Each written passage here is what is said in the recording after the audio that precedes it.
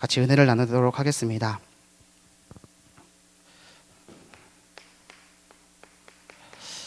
일꾼은 일을 하는 사람을 보고 일꾼이라고 합니다. 하나님의 일꾼은 하나님의 일을 하는 사람입니다. 그렇다면 하나님의 일은 무엇입니까? 구원이고 세계복음화인 줄 믿습니다. 하나님께서는 지금도 구원 사역을 이루어가고 계시고 그 방향은 세계복음화를 향해서 방향 맞춰져 가고 있습니다. 우리는 화목하게 하는 직분과 화목하게 하는 말씀을 가지고 세상 모든 사람들이 하나님과 화목하도록 하는 일을 하는 하나님의 일꾼입니다. 예수님이 이 땅에 사람의 몸을 입고 오신 것 자체가 구원입니다. 그래서 예수님의 이름의 뜻이 구원자입니다. 말씀이신 예수님이 사람의 몸을 입으셨다는 것을 보고 성육신이라고 합니다. 예수님은 말씀 그 자체지요. 그래서 우리는 이 말씀을 붙잡고 살아가야 됩니다. 하나님께서는 이 말씀 붙잡은 자에게 말씀의 흐름으로 인도하십니다. 흐름이라는 뜻은 무슨 뜻이냐? 흘러가는 것을 말합니다. 한 줄기로 잇따라 진행되는 것을 말합니다.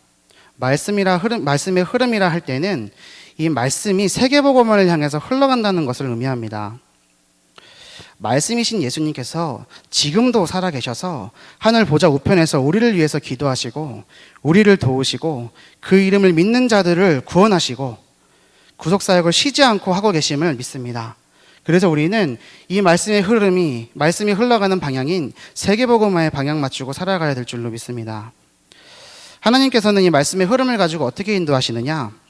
지금 이 순간까지 오늘 하루도 하나님은 말씀으로 인도하셨고 지난 한 주간도 하나님은 우리를 인도하셨고 지난 한 달간도 하나님께서는 우리 언약교회 성도들이 이 말씀의 흐름을 붙잡고 이 말씀의 흐름 가운데 강단을 통하여 말씀을 주시고 말씀의 은혜 속에서 말씀의 흐름 속에서 우리를 인도하셨습니다.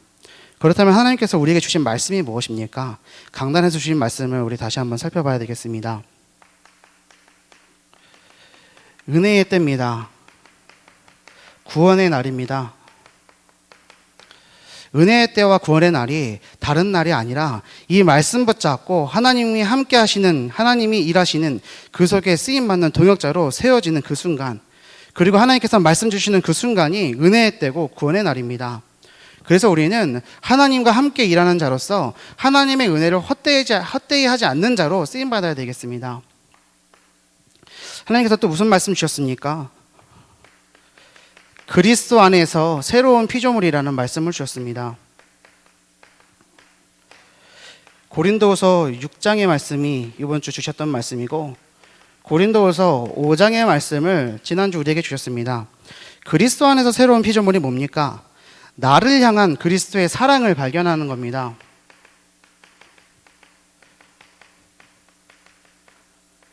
나를 향한 그리스도의 사랑. 예수님께서 우리를 사랑하셔서 자기 몸을 십자가에서 아낌없이 내어주셨습니다. 부활하셔서 모든 문제를 해결하셨습니다. 그 이름을 믿는 자를 하나님 자녀 삼아 주셨습니다. 나를 향한 그리스도의 사랑을 붙잡은 자는 새롭게 변화되었다라고 말씀을 주셨죠. 그리고 또 말씀하셨습니다. 우리에게 화목해 하는 직분과 말씀을 주셨다. 이것을 가지고 새롭게 변화된 신분을 누리고 그리스도의 사랑을 누리고 그리스도의 사랑을 전하는 자가 되어야 된다라고 말씀을 주셨습니다. 그리고 또 우리에게 주셨던 말씀의 흐름이 무엇입니까? 하나님께서는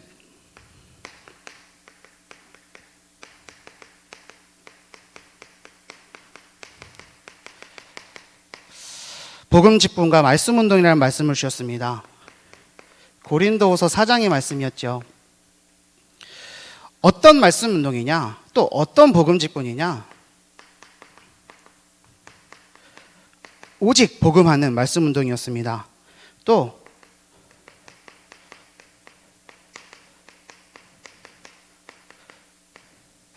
현장에 흑암 꺾는 빛의 말씀 운동이었습니다.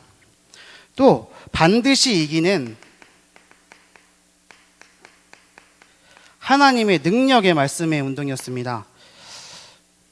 더 앞서서 주셨던 말씀은 무엇이었습니까? 더 영광된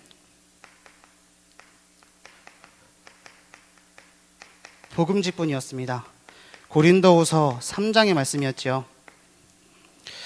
완전히 성취된 복음을 위한 직분이다 라고 하셨습니다.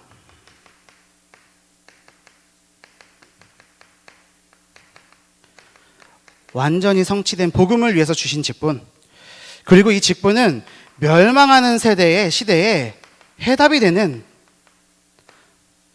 그 직분, 해답을 주는 직분, 병든 시대와 현장을 치유하는 직분이라고 말씀 주셨습니다. 그리고 더 전해 주셨던 말씀이 이기는 비밀을 가진 성도였습니다. 고린도후서 2장의 말씀이었죠. 이기는 비밀을 가진 성도이기 때문에 더 이상 사단에게 속지 말아라.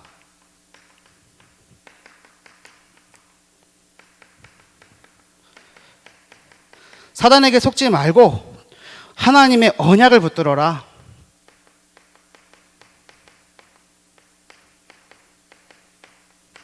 그리고 순전하게 말씀 운동해라. 우리에게 주셨던 말씀의 흐름이었습니다. 이 말씀의 흐름 속에서 우리는 한 달간을 살아왔습니다. 그간 주셨던 하나님의 은혜를 우리가 어찌 다 말로 표현할 수 있겠습니까? 하나님은 이 말씀의 흐름 속에서 우리를 인도해 오셨습니다. 흐름을 알면 어디로 흘러가는지를 알게 됩니다. 방향을 알게 됩니다. 우리가 가야 될 방향을 알 수 있습니다. 어디로 흘러가는지 예측을 할 수 있지 않겠습니까? 지난 한 달간 우리에게 주신 말씀의 흐름이 뭐였냐? 시작이 어디였냐? 순전하게 말씀 운동하라는 거였습니다. 키워드가 바로 말씀 운동인 것입니다. 우리는 이 말씀 운동을 하나님의 일꾼입니다. 새 언약의 일꾼으로 사단에게 속지 않고 하나님의 언약을 붙잡고 말씀을 혼잡하게 하지 않고 순전하게 말씀 운동하는 사람입니다. 이 일을 하는 복음 직분은 어떤 복음 직분이냐? 완전히 성취된 복음을 위한 직분이고 멸망하는 세상에 해답을 주는 직분이고 병든 시대와 현장을 치유하는 직분입니다. 이 직분을 가지고 말씀 운동해야 하는데 그냥 복음 아니라 오직 복음 하는 것입니다. 현장의 흑암을 이 복음으로 완전히 꺾는 것입니다. 반드시 이기는 하나님의 능력을 가지고 하는 말씀 운동인 것입니다. 이런 사람은 그리스도 안에서 새로운 피조물이 되었습니다. 그래서 그리스도의 사랑을 누리고 전하는 복음 전도자이고 그리스도 안에서 신분과 수준과 삶의 목적이 완전히 뒤바뀌었을 뿐 아니라 이 화목해하는 직분과 화목해하는 말씀을 붙잡고 그 말씀을 가진 자로서 지금도 일하고 계시는 하나님, 그 하나님의 일하심에 동참한 하나님의 일꾼으로 복음을 위해 쓰임받도록 기도하며 하나님의 은혜를 헛되이지 않도록 말씀의 흐름 속에 있어야 되는 것입니다. 우리의 영적 상태가 어쨌든 간에 하나님은 인도해 오셨습니다. 영적 상태가 좋았다? 라고 한다면 이 흐름 속에서 우리는 앞선 응답을 받았을 것입니다. 만약에 영적 상태가 안 좋았다 한다면 이 말씀들은 하나같이 전부 진부하고 맨날 똑같은 말씀이고 이게 나하고 무슨 상관이야? 라고 생각할 수밖에 없었을 것입니다. 그러나 기억할 것은 영적 상태가 좋았든 안 좋았든 하나님께서는 이 말씀을 성취하셨습니다. 우리 언약교회 허락하셨던 강단의 말씀이기 때문에 우리 언약교회 모든 성도들의 삶 속에서 하나님은 이 말씀을 성취하신 줄을 믿습니다. 우리는 이 말씀이 성취되어 간다는 것을 기억해야 됩니다. 이 흐름 속에 드려지는 오늘 수요 예배입니다. 이 흐름을 붙잡고 말씀을 받고 기도하는 수요 예배 시간 되시길 바랍니다. 최고의 은혜 받는 시간 되시길 바랍니다. 자, 그렇다면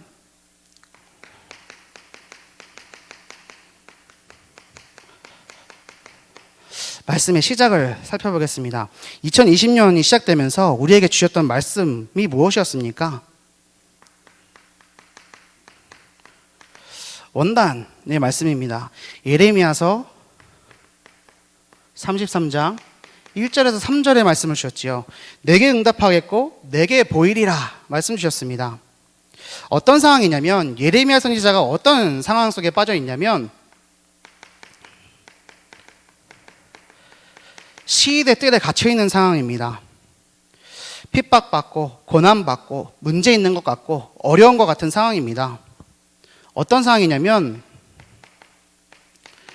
눈에 보이는 상황입니다. 이것 때문에 지금 힘들어하고 있습니다. 그때 주시는 하나님의 말씀이 무엇입니까? 부르짖으라 라고 말씀하셨지 않습니까? 다른 말로 기도하라는 겁니다. 이 기도할 때 하나님께서는 눈에 보이지 않는 응답을 주시겠다고, 보이겠다고, 들리게 하겠다고 말씀을 주셨습니다.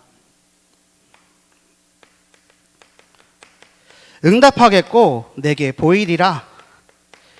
이 말씀의 흐름을 우리에게 주셨기 때문에 올 한 해 2020년도 아무리 어렵고 아무리 힘들고 아무리 연약하고 아무리 부족한 것 같은 상황일지라도 우리는 이 말씀 붙잡고 기도만 할 수 있다면 하나님께서는 반드시 응답하시고 보이실 것인 줄 믿습니다.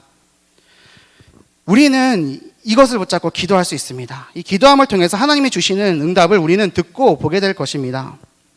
왜냐? 말씀으로 우리에게 미리 주셨기 때문입니다. 받은 줄로 믿는 겁니다. 받을 줄을 믿는 것이 아니라 그 수준도 뛰어넘어서 이미 받은 줄을 믿는 겁니다. 그렇다면 우리 성경을 통해서 이 말씀이 언제부터 시작됐는지, 또 하나님은 어떤 상황 속에서 말씀을 주시는지를 살펴보겠습니다.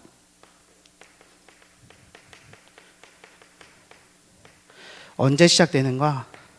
성경 속 인물들을 보고 살펴보겠습니다. 3명만 살펴보겠습니다.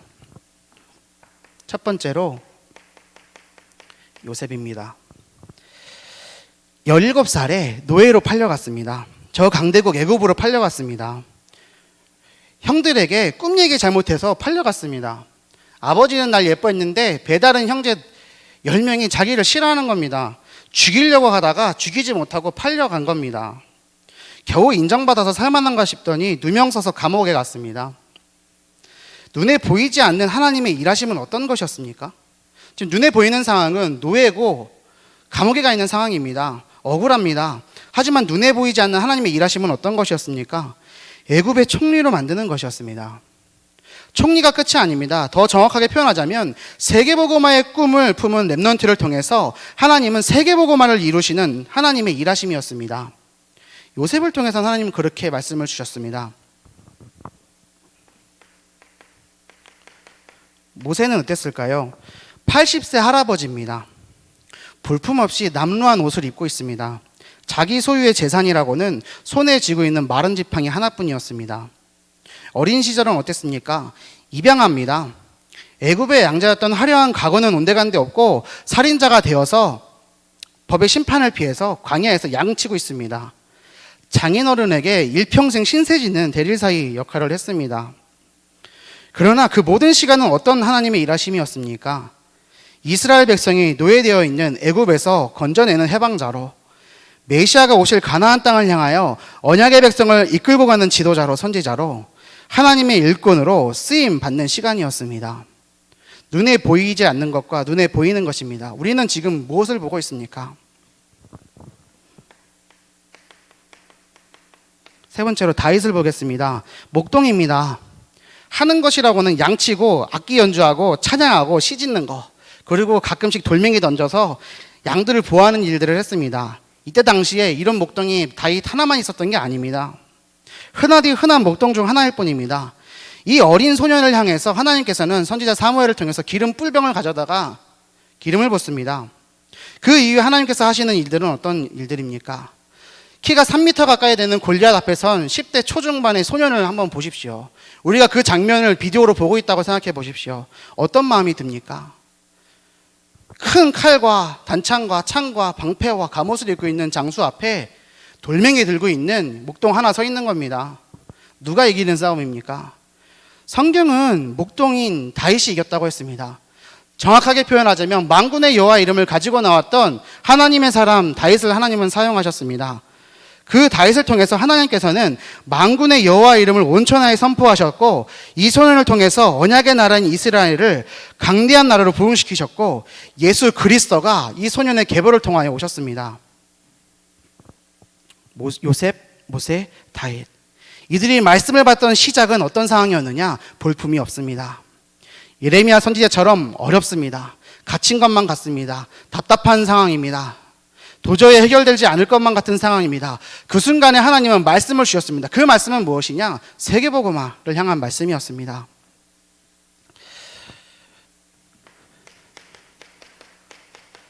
하나님의 말씀의 특징은 무엇이냐? 하나님의 말씀은 항상 눈에 보이는 어려움, 초라함, 연약함, 문제 같은 상황 속에서 하나님의 사람에게 말씀을 주셨습니다. 그렇다면 이 말씀을 받은 하나님 사람의 특징은 무엇이었냐? 세계복음화를 꿈꾸고 있었습니다. 구약시대에 살았던 이들은 오실 그리스도를 붙잡았습니다. 우리들 또한 이런 줄 믿습니다. 우리는 다시 오실 그리스도를 붙잡고 237개 나라 세계복음화를 붙잡고 살아가는 하나님의 사람입니다. 눈에 보이는 상황이 아무리 어렵고 힘들다 할지라도 하나님의 말씀은 우리를 통하여 성취됩니다.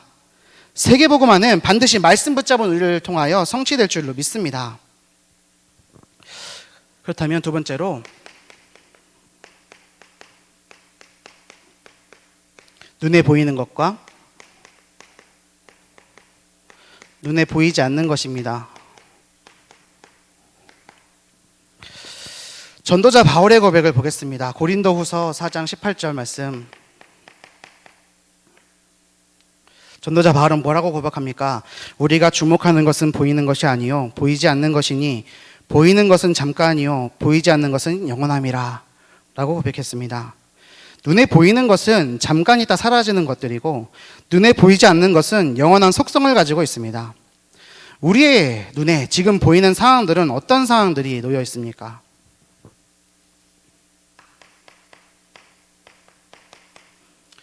코로나19 바이러스, 19 바이러스. 우리는 이 코로나 바이러스 때문에 문명사적 변화가 일어나고 있습니다. 코로나 이전과 코로나 이후의 삶이 너무나 다릅니다. 지금도 빠르게 변화되고 있습니다. 사람들이 너무나 많은 것들이 너무나 빠른 시간에 바뀌고 있기 때문에 이 변화에 다 적응하지 못해서 이런저런 자신들의 주장을 펼치고 있는 상황입니다. 이 코로나 바이러스를 두고 여러 가지 말들이 많습니다. 이런 말도 있습니다. 음모론이다. 이 코로나는 무서워할 게 아니다. 감기 못한 바이러스다. 정부가 사람들을 통제하고 공산화시키려고 한다. 이런 말이 있습니다. 이걸 통해서 교회를 핍박한다. 목회자를 핍박한다. 이거는 적그리스도가 만들어낸 바이러스일 것이다. 또 이런 말도 합니다. 교회가 잘못했다. 반성해야 된다. 또 한편 이런 말도 있습니다. 전 세계에서 가장 방역을 잘하는 나라가 우리나라고 그래서 우리 대통령과 정부가 일을 너무나 잘하고 있다. 아주 자랑스럽다. 어떤 것이 옳은지를 알 수가 없습니다. 분명히 같은 시대를 살고 있고 같은 나라를 살고 있고 같은 시간을 살고 있는 나라인데 말들이 너무나 다릅니다. 그러나 분명한 것이 하나 있습니다. 무엇입니까? 말들이 너무 많다는 거. 두 번째, 자신의 주장만 옳다고 하는 거. 자신의 주장과 반대되는 주장을 하는 사람, 그런 집단은 나쁜 놈이고 죽일 놈인 거. 세계복음화의 결론을 알고 있는 하나님의 사람의 해석은 이들과는 달라야 합니다. 무엇입니까? 코로나19 바이러스도 하나님이 허락하신 것입니다. 그렇기 때문에 하나님께서 허락하신 이유가 무엇인지를 질문해야 합니다. 그 이유를 찾아가면서 바른 전도, 바른 복음을 전해야 됩니다. 전도가 어렵고 서로 만나는 것 자체가 어렵고 모여서 예배드리는 것조차가 어려운 상황 속에서 우리는 다락방 5기초 시스템을 통하여 성경에 나오는 대로 말씀운동, 전도운동을 펼쳐야 될 것입니다. 오늘 이 수요예배를 드리는 모든 성도님들께서는 말씀운동 하시기 바랍니다. 생명 살리는, 현장 살리는, 흑암을 다 꺾는 다락방 하시기 바랍니다. 그럼 이런 생각 하시는 분이 있습니다. 전도사님, 준목님, 목사님 다락방 해주세요. 그것이 아니라 강단 말씀 가지고 하십시오. 이 말씀은 지금 우리에게 흘러왔던 말씀의 흐름을 보이지 않았습니까? 보시지 않았습니까? 말씀 운동할 때 하나님께서는 모든 응답을 다 주시는 겁니다. 그리고 우리에게 이번 주 주신 말씀이 은혜의 때와 구원의 날이 지금이니까 하나님의 일꾼으로서 하나님의 일을 해라 라고 말씀 주시는 겁니다. 말씀 운동하십시오. 오직의 언약을 가지고 하는 겁니다. 오직 복음을 가지고 하는 겁니다. 이 땅에 예수가 그리스도 되신 복음을 알고 있는 사람이 몇이나 있겠습니까? 얼마나 되겠습니까? 하나님께서는 그 복음 가진 자를 들어서 사용하실 것입니다. 그러니 담대하시고 말씀 운동하는 언약궤 성도 되시길 바랍니다. 기억하십시오. 다니엘의 기도가 예루살렘에 있는 성전에서 한 기도가 아니었습니다. 포로 상황 속에서, 예루살렘에 갈 수 없는 상황 속에서, 성전에 갈 수 없는 그 상황 속에서 성전을 향하여 드려진 기도였다는 것입니다. 지금 있는 자리에서 우리가 예배 드릴 때 온라인으로, 인터넷으로 예배 드리지만 그 예배를 통하여 붙잡은 말씀을 통해서 하나님은 모든 현장을 변화시키시고 치유하실 줄을 믿습니다. 우리가 또 보고 있는 상황은 무슨 상황입니까? 교회 문제입니다. 지금 대한민국에서 가장 욕먹고 있는 교회와 가장 욕먹고 있는 목사님을 알고 계실 겁니다. 저는 이것 보면 굉장히 화가 납니다. 무슨 화냐면 세상이 예수님을 욕합니다. 성도들을 비난합니다. 예수님이 자기 피로 값주고 사신 교회가 욕보이고 있습니다. 한 기독교 보수교단에서는 우리 교단과 단체는 현 정부가 발표한 수도권 지역 교회의 예배금지 명령을 받아들일 수 없다. 모든 교회는 정부 방역 지침대로 철저히 방역에 힘써야 할 것이며 우리는 생명과 같은 예배를 멈춰서는 안 된다. 이런 단체 문자를 보냈습니다. 그리고 성명서를 발표했습니다. 저는 이걸 보면서 멋있다. 그치, 저게 맞아. 라는 생각을 했었는데 이 발표를 본 모든 사람들의 반응이 어떠느냐? 교회를 욕합니다. 교회가 자기밖에 모른다라고 얘기합니다. 비난을 받습니다. 너무나 화가 납니다. 언제부터 교회가 이런 처지가 됐습니까? 언제부터 이 땅에서 기독교인이 비난받기 시작했습니까? 손가락질을 당해야 됩니까? 욕을 먹는데도 딱히 뭐라 별명을 할 수가 없는 상황에 너무나 화가 나게 합니다. 지금 이렇게 교회가 욕을 먹고 있고 기독교가 욕을 먹는 상황이 나와는 상관없다고 생각이 드십니까?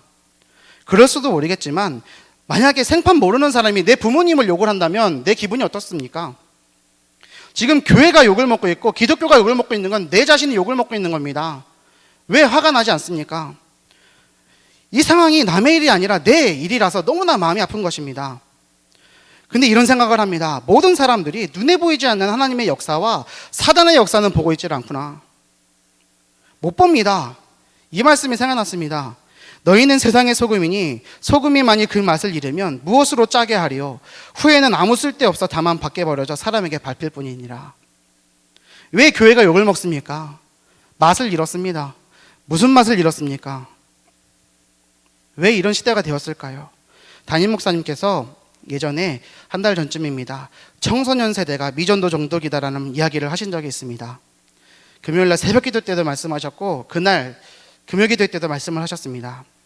저에게는 너무나 큰 메시지로 다가와서 그날로 책 한 권을 샀습니다. 앞으로 5년 한국교회 미래 시나리오라는 책이었습니다.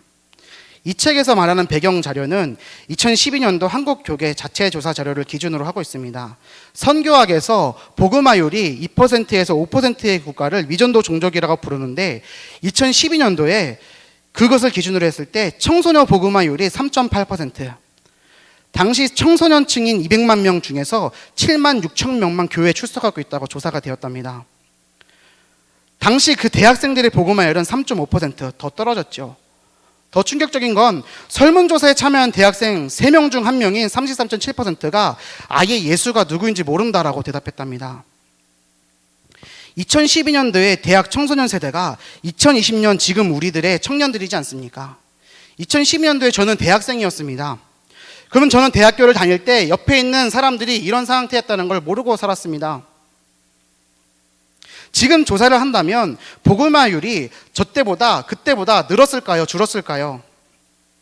2012년 후에 조사 자료가 안 나오는 이유를 찾아보았더니 아예 조사 자체를 못하고 있는 것이랍니다. 우리나라가 앞으로 미전도 종족이 될 확률이 큽니다. 이것을 보면서 너무나 마음이 아팠습니다. 왜 렘넌트 운동해야 됩니까? 이것만 보더라도 다른 핑계를 댈 수가 없습니다. 우리가 살고 있는 이 시대에 다음 세대를 살아갈 우리 렘넌트들이 어떤 시대 속에서 살아야 되는지를 생각한다면 오늘 우리는 어떤 사역을 해야 되고 이 렘넌트들에게 어떤 것을 심어줘야 되는가 생각하지 아니할 수가 없습니다. 우리부터라도 말씀을 바르게 붙잡고 말씀 성취의 흐름 가운데 그 속에서 눈에 보이지 않는 데에서 영적인 것을 무시하는 저들에게 복음을 전하고 생명 살리는 일을 해야 되겠습니다. 우리의 렘넌트들이 영적으로 무장되어서 모든 세상을 살리는 일에 쓰임받도록 양육해야 되겠습니다. 성도답게 살아야 되겠습니다. 하나님의 자녀답게 살아야 되겠습니다. 우리가 먼저 렘넌트답게 살아야 되겠습니다.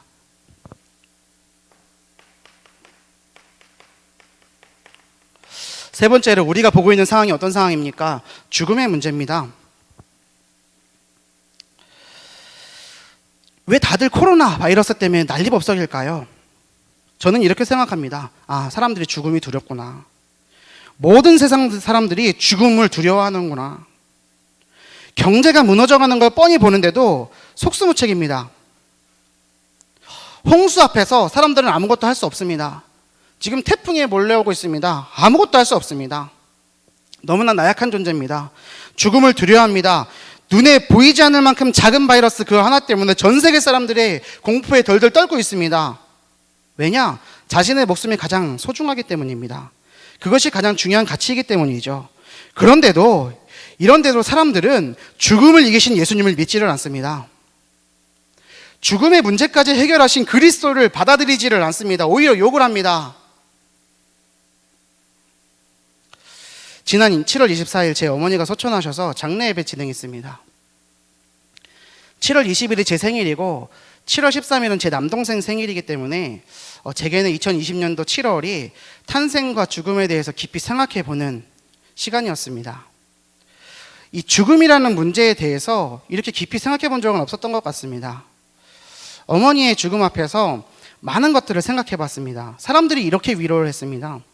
크게 4가지였습니다. 좋은 곳 가셨을 거야.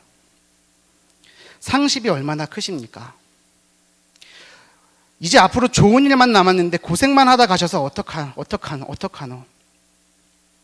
자식들 다 키워놓고 아쉬워서 어떻게 눈을 감았니?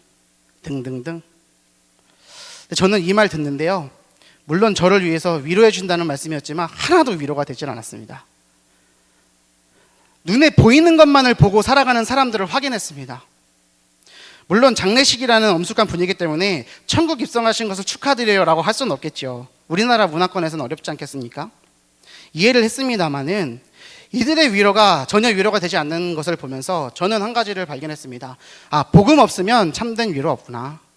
복음 없으면 문제도 참된 문제 아니구나. 복음이 없으면 행복도 없는 거구나.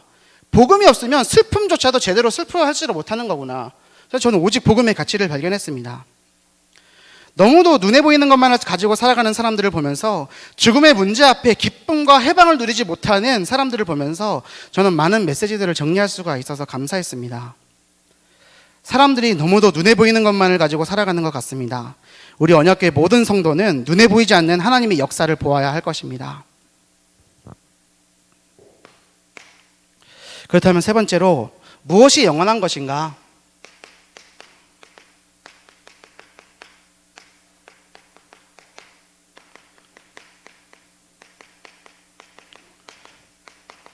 우리의 방향입니다. 우리가 볼 것입니다. 다른 것 없습니다. 강단 말씀입니다. 하나님의 은혜의 때와 구원의 날 속에 우리가 있습니다. 우리에게 말씀으로 확인시켜 주셨습니다. 더 큰 응답도 더 큰 증거도 필요 없습니다. 이것이 가장 큰 응답이고 가장 큰 증거입니다. 강단의 말씀의 흐름으로 하나님은 우리를 인도하셨고 인도하실 것입니다. 이것을 붙잡아야 되겠습니다. 우리가 보아야 될 영원한 것이 무엇입니까? 말씀의 흐름입니다. 예수 그리스도 세계복음화. 이번 세계 렘넌트 대회에서 주셨던 올 CVDIP 말씀이 무엇입니까? 이 모든 말씀의 방향은 세계복음화 이룰 렘넌트를 향한 말씀이었고 세계복음화를 성취하실 하나님이 우리에게 주시는 말씀이었습니다. 우리는 이 말씀의 흐름 가운데 세계복음화를 붙잡아야 될 줄을 믿습니다. 오직 그리스도를 붙잡아야 될 줄을 믿습니다. 우리가 보아야 될 것이 무엇입니까? 하나님의 시선입니다. 하나님의 시선이 어디를 향해 있습니까? 한 영혼을 향해 있습니다. 전 세계 복음화를 두고 기도하고 그것을 보고 계십니다. 우리가 이것을 보아야 되겠습니다. 우리가 다른 것을 볼 것이 아니라 지금 눈앞에 보여지는 상황들은 너무나 눈에 보이는 것들이지만 우리는 이 잠깐 있다 없어질 것을 보는 것이 아니라 영원한 것, 강단의 말씀과 말씀의 흐름과 하나님의 시선이 어디를 향해 있는가를 봐야 될 것입니다. 그것은 무엇이냐? 세계복음화입니다. 그리고 우리는 무엇을 봐야 되느냐? 우리의 후대와 우리의 렘넌트들을 보아야 되겠습니다. 어머니께서 남기신 유품 정리하면서 몇 가지들을 발견했는데 말씀 노트와 또 어머니의 일기와 그리고 그 속에 있는 기도문이었습니다. 빈손으로 왔다가 빈손으로 가는 인생의 여정 속에서 제 어머니는 59년에 생을 마감하시면서 제게 언약을 남기셨습니다. 어머니께서 남기신 기도문에 저를 위해서 기도했던 기도문을 읽어드리겠습니다. 목회자가 되겠다는 큰아들 한세, 날마다 성령 충만함으로 붙잡아 주시옵시며 말을 자제하며 사람 살리는 말을 할 줄 아는 멋진 목회자가 되어지게 하여 주시옵소서. 한 시대를 거머쥐며 한 시대의 획을 긋는 하나님의 종으로 사용하여 주시옵소서. 배우자와의 만남을 축복하시옵소서. 한 가정의 가정이 되었을 때 하나님 앞에서 멋진 남편, 멋진 아빠가 되게 하여 주시옵소서. 성도들의 사랑을, 기도의 동역자를, 로마서 16장의 일꾼들과의 만남을 허락하셔서 시대를 살리는 하나님의 종으로 사용하여 주시옵소서. 죄송합니다. 이 기도문을 읽을 때마다 아들로서 너무나 슬프고 어머니가 보고 싶고 하지만은 저는 이것이 그 어떤 유산보다도 큰 유산입니다. 앞으로 절대로 꺾이지 않을 반석과 같은 신앙을, 언약을, 믿음을 어머니께서 남겨주고 가셨습니다. 그래서 제가 우리 초등부 어머니들에게 지금 계속 얘기하고 있습니다. 우리 어머니처럼 자녀들에게 언약을 남기는 부모로 세워지시라고, 기도하시라고, 기도문을 남기시라고, 복음을 전달하시라고. 저는 우리 어머니를 보면서, 일생을 보면서 이렇게 결단했습니다. 우리 어머니처럼 일평생 교회 사랑, 말씀 사랑, 목회자 사랑, 복음 사랑, 후대 사랑하는 사람이 되어야지. 그것을 결단하고 기도합니다. 그래서 저는 지금 초등부 사역을 하고 있는 게 너무나 감사합니다. 왜냐하면 이것을 전달할 수 있는 유일한 것이 바로 초등부입니다. 오늘도 저는 기도합니다. 우리 초등부에 있는 모든 어머니들과 모든 아버지들이 랩런트들에게, 후대들에게 언약을 전달하고 오늘 우리 삶 속에서 말씀 운동의 응답을 누리고 그것이 전부인 것처럼, 그것이 전부인 것을 아는 사람으로 살아야 된다고. 그래서 저는 오늘도 언약을 전달하고 복음을 전달합니다. 부모가 바뀌면 자녀도 따라 바뀝니다. 부모가 복음적이면 자녀도 복음적이 되죠. 그래서 기도합니다. 하나님, 우리 언약교회 모든 랩런트들이 정말로 세계복음하는 랩런트로 세워지게 해 주시옵소서. 기도합니다.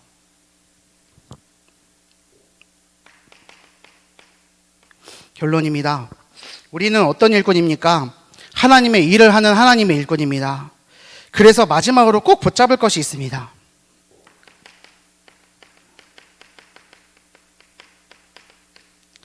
무엇을 붙잡아야 되느냐? 하나님이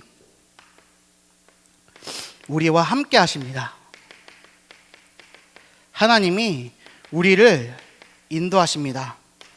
하나님이 우리의 기도에 응답하시고 역사하십니다. 성령 내주, 인도, 역사지요. 하나님 자녀의 신분입니다. 우리는 하나님의 자녀입니다. 복음으로 행복한 하나님의 자녀요, 그리스도의 일꾼입니다. 은혜의 때와 구원의 날 속에 있는 일꾼 되시기를 기도합니다. 두 번째로 우리가 붙잡아야 될 것, 또 우리가 응답받을 것이 있습니다. 부모의 역할에 대해서 말씀드렸습니다. 교회에서도 엄마가 있습니다. 그것이 중직자입니다. 중직자는 교회와 평신도의 어머니입니다. 어머니가 바뀌면 자녀도 서서히 변화됩니다. 우리 교회에 장로 18명, 안수집사 16명, 권사 54명, 합쳐서 88명의 중직자. 서리집사까지 합치면 남집사 63명, 여집사 106명, 총 169명의 집사님들. 합치니까 257명의 중직자입니다. 서리집사님까지도 중직자로 친다고 했을 때 257명의 중직자가 있습니다. 우리 언약교회에 엄청난 힘이요, 영적인 재산입니다. 그러므로 우리 중직자들이 한 곳에서 말씀 운동만 해도 벌써 257개의 말씀 운동의 현장이 되어지는 것입니다.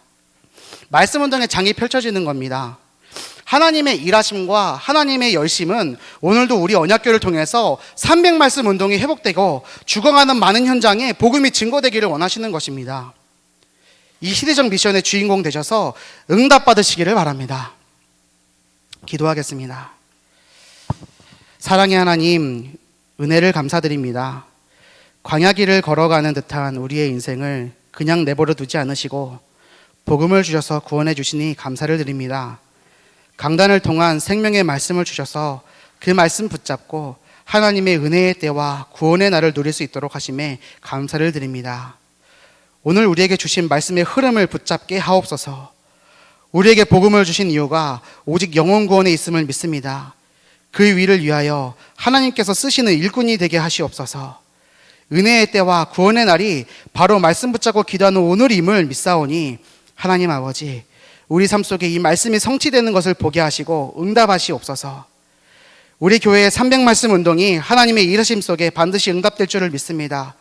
우리 언약교회 모든 중직자와 성도와 렘넌트가 그 운동에 쓰임받는 다락방 사역자가 되기를 기도할 때 하나님께서 역사하여 주시고 현장에서 복음을 누리고 증거할 때마다 우리 현장의 역사는 흑암이 무너져 모든 사람을 살리기 원하시는 하나님의 구원 사역이 우리 언약교회와 언약교회 성도를 통하여 이루어지게 하여 주시옵소서. 그래서 우리에게 주신 화목케 하는 직분과 화목케 하는 말씀을 우리의 현장에서 누리는 증인으로 세워 주시옵소서. 어떤 환경과 문제 가운데 있다 할지라도 우리에게 주신 말씀 붙잡고 예수는 그리스도 모든 문제 해결자 되신 이 복음을 누리며 넉넉히 이길 힘을 주시고 방황하고 갈등하는 이 세상에 복음의 증인으로 세워져서 전도자의 사명을 감당하게 하시옵소서. 하나님의 은혜를 헛되이 받지 않는 하나님과 함께 일하는 세계복음화의 일꾼이 되게 하여 주시옵소서. 감사를 드리며 우리를 구원하신 예수 그리스도 이름으로 기도 올리옵나이다. 아멘.